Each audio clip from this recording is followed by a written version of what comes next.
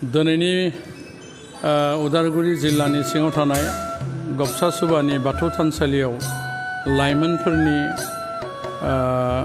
दिनैनि जिथु आर'ज आयदा बे आर'ज आयदायाव आंखौ मानगोनां बे गामिनिनो आसारि मानगोनां नरेश्वर बर' बिथाङा हांख्रायदोंमोन आरो बे बाथौ आर'ज आयदायाव थानानै जोबोद गोजोननाय मोन्दों। गामिनि गासै सामलाय आफादनि आफादगिरि नेहाथारिनिफ्राय आर'ज हानजानिफ्राय गासै गथ' गथाय आइ आफा बिदा फंबाय बयबो बाहागो लादों। बे थानसालिया बयबो गामिनि नाजानाय मदद आरो हेफाजाबनि गेजेरजों लुफुंजाबाय आरो हिसाबै दा बे गामियाव मोनसे समाजारि जिथु धोरोमारि बिथिङाव मोनसे मोजां बिहोमा मोनबाय। गोथार मोनसे जायगा बानायना लानो हानाया मोनसे देरगाथाव बाथ्रा, जोंनि समाजनि थाखायबो गोग्गाथाव बाथ्रा, बाथौ धोरोमारिनि थाखायबो गोग्गाथाव बाथ्रा।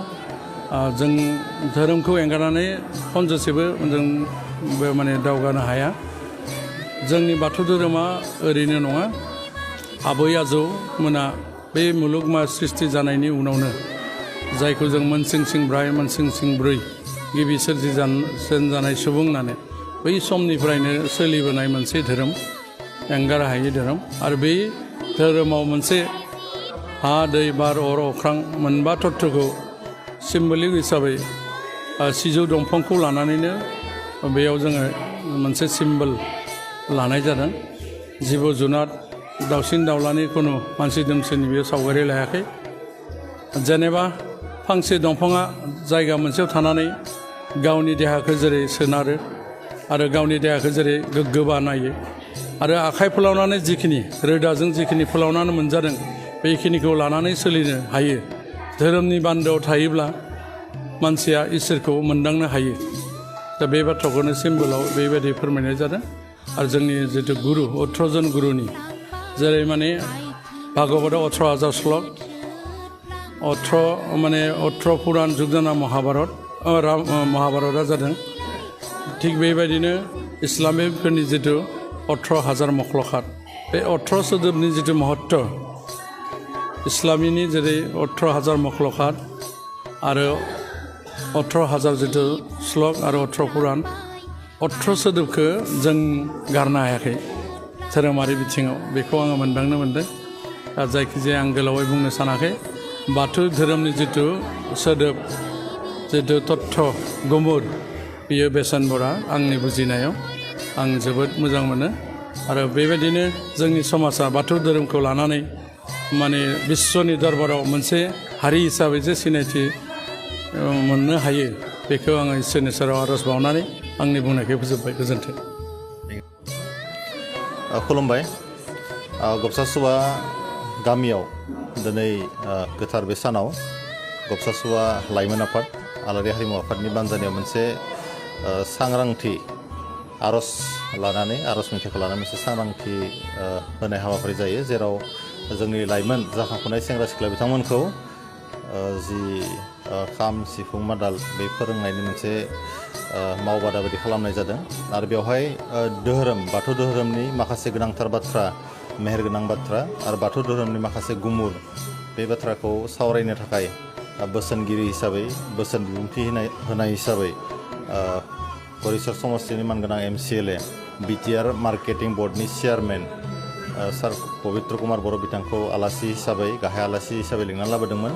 बिथाङा बाथौ धोरोमनि सोमोन्दै जोबोद मोजाङै बिबुंथि लाखिलांबाय आरो जोंनि लाइमोन सेंग्रा सिख्ला बिथांमोनखौ मोजाङै बोसोन होलांबाय। रायजो राजा बिथांमोनजोंबो माखासे गामिनि समस्याफोरखौ लानानै सावरायदों आरो बिथाङा थाबैनो जोंनि गामिनि माखासे समस्याखौ सुफुंनानै होगोन, समाधान खालामगोन होननानै जोंनो खोथादों। बिथांखौ फैनायनि थाखाय जोङो गबसा सुबा गामिनि रायजो राजानि जानानै आरो लाइमोन आफादनि जानानै रोजा रोजा साबायखर बावदों। Thank you. आफादा जोंनि जा गोदान लाइमोन सेंग्रा सिख्लाया मोनसे जोंहा मोनफ्रोम मासनिनो सेथि रबिबाराव जोंहा बाथौ सिबियारि हिसाबै बाथौ थानसालियाव आर'ज गाबनाय हाबाफारि जोङो थांनाय मागो दानाव जोंहा मोनसे बोसोरारि माने आफाद जादोंमोन। दा बेवहाय जोंहा सावरायनानै जोंहा माने थांखि लानाय बायदियै जों दिनै नङा, जों थांनाय मासनिफ्रायनो मावफुंगासिनो।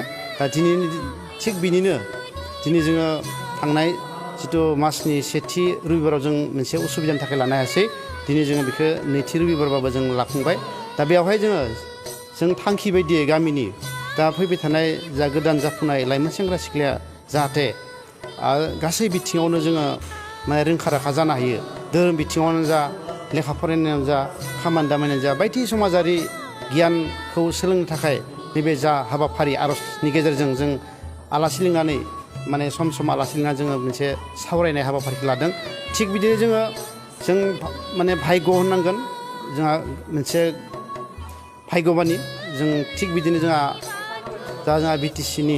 BTRनि गरेस्वर समस्तिनि मानगोनां बयजोंबो सुबुंजों अनसायजानाय मानगोनां पबित्र बर' आरो बिथाङा BTC मार्केटिं बर्डनि चेयारमेन दा बिथांखौ जोङो दिनैनि बे हाबाफारियाव मोननो हादों जों जोबोरैनो गोजोनदों आरो माने जोंनिफ्राय साबायखर बावनाय थादों बिथाङा दिनैनि बे हाबाफारियाव जा जोंनि आलासि बिबुंथि लानाय बे हाबाफारियाव बिथांखौ मोननानै आरो बिथाङा दिनै माखासे बेसेन गोसा माने बोसोन बिबुंथि होना गालांबाय धोरोम बिथिङावबो माखासे बाथ्रा जोंनो